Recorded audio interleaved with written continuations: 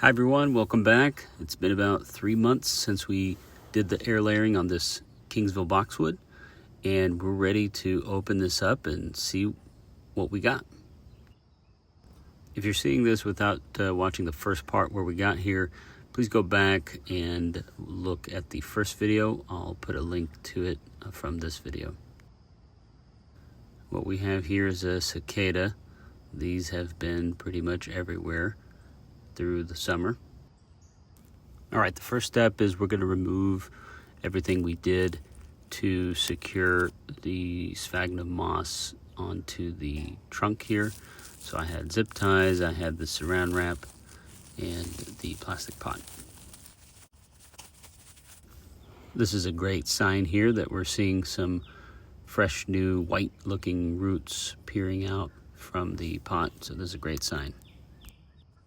Let's keep going.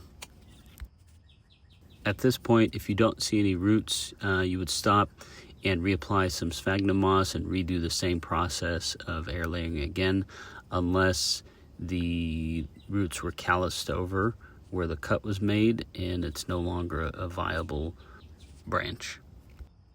We're now going to cut this off the main tree.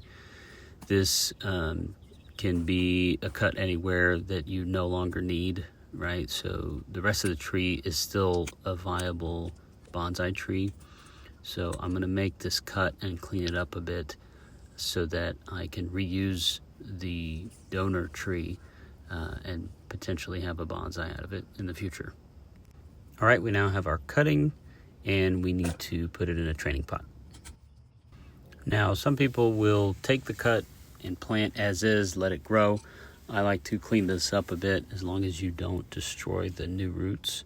So I'm going to cut the piece of the trunk off as close as I can to where the roots are growing off the base.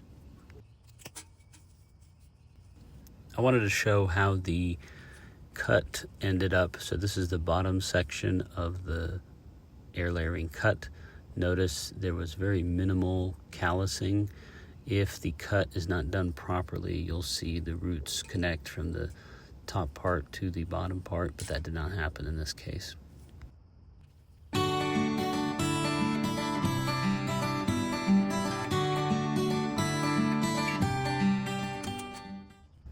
Now we're ready to place the cutting in the pot.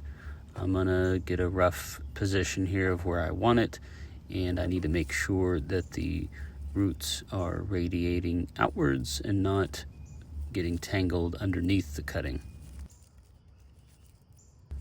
We'll add a layer of bonsai mix here, so essentially it's fired clay and any soil mix you want. Now the method I use to attach this to the pot, I'll show you here.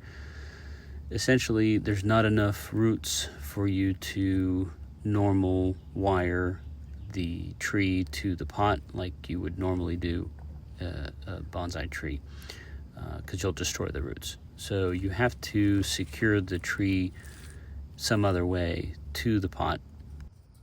And what you do essentially is you wrap wire around the pot and the branches of the tree so that you're securing the branches to the pot. And I like using these mica pots because they're very sturdy, and they have these feet on them that allow the wire to stay in place.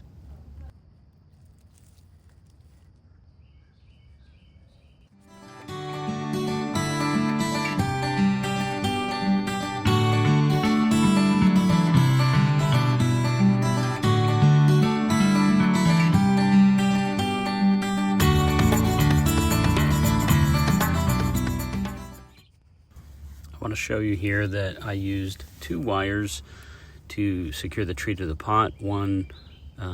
Both of them on the other side of the foot of the pot so that it doesn't slide the tree one way or another.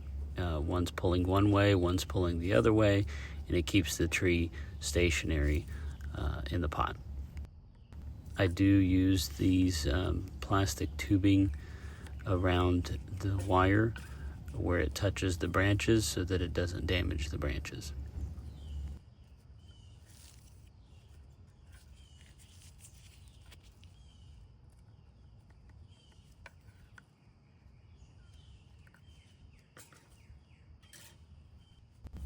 We're now adding some soil, and we will do a little bit of trimming, not too much. Notice that we don't have a lot of roots, but we have enough that we can trim it a little bit, and this is the final product.